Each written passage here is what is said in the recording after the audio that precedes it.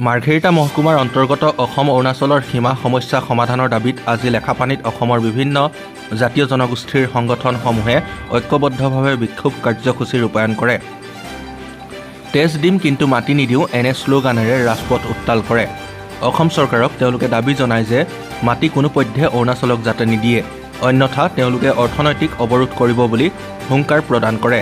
তেওঁলোকে এই দাবীসমূহ জনাই মাৰ্ঘেৰিটাৰ দণ্ডাধীশৰ হাতত স্মাৰক পত্ৰ প্ৰদান কৰে।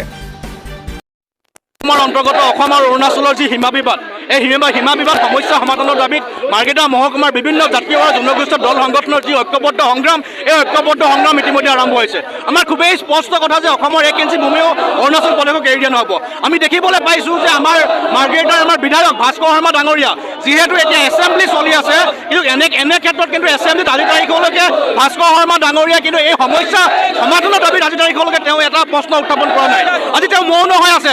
আজি তেওঁ দুবাৰকৈ তেওঁ আমাৰ মাৰ্ঘেৰিটা বিধানসভা সমষ্টিৰ তেওঁ বিধায়ক হিচাপে তেওঁ জয়লাভ কৰাৰ পাছতো আজি তাৰিখলৈকে সমস্যাটো যাতে এছেম্বলি উত্থাপন কৰিব পৰা নাই।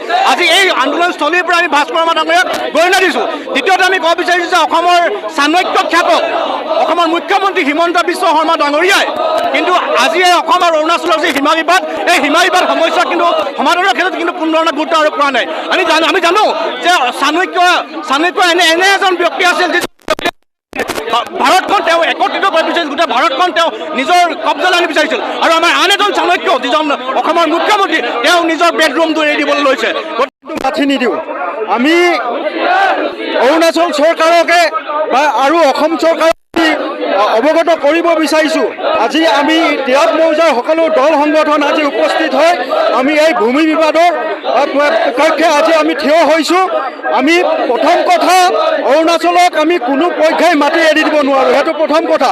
দ্বিতীয় কথা হৈছে তেওঁলোকৰ যদি অসমত থাকিবলৈ মন নাই, গুচি যাওক মাটি এৰি, কোনো ডাঙৰ কথা নহয়, গুচি যাওক। তেওঁলোকে ইয়াৰ পৰা গুচি যাওক, আমি কোনো বাধা নিদিওঁ।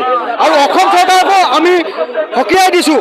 অসম চৰকাৰে আমাৰ ককাই ভাই গাঁৱত বাস কৰা, আমাৰ অসমৰ ভূমিত বাস কৰা ককাই ভাইসকলক বিজুলী, লগতে পানী, লগতে ৰাস্তা পদূলি, দলং ঘাট এইবিলাক নিৰ্মাণ কৰি দি তেখেতলোকক যাতায়াতৰ ব্যৱস্থা কৰি দি আমাৰ অসমত থাকিবলৈ সহায় সহযোগ কৰি দিয়ে যেন তেখেতলোকক